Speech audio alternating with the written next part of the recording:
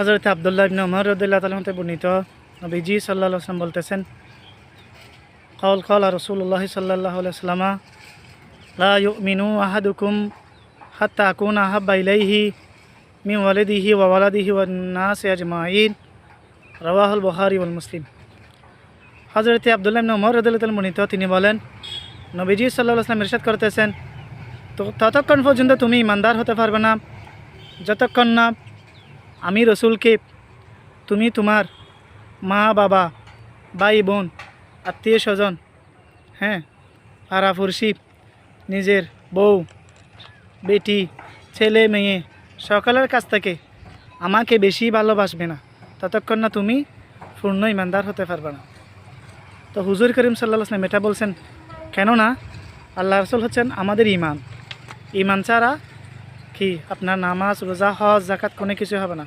ইসলামের ব্যক্তি হচ্ছে পাঁচটি, তার মধ্যে এক নম্বর হচ্ছে কালিমা, তারপর নামাজ, তারপর রোজা, তারপর হজ, তারপর জাকাত, এগুলা এরকমই।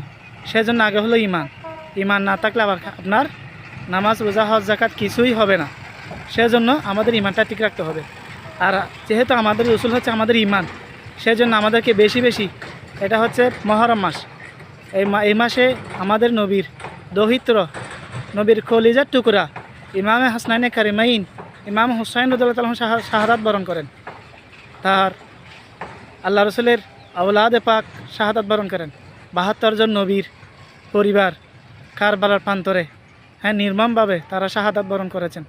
সুতরাং আমাদের ইমানকে যদি আমরা ঠিক রাখতে চাই, আহলে বাইতে রসুল আওলাদের রসুলকে ভালোবাসতে হবে।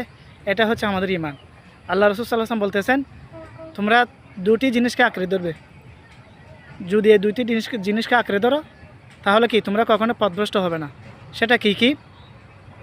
একটা হচ্ছে কিতাবুল্লাহ, আর একটা হচ্ছে কি আহলে বাইতে রসুল।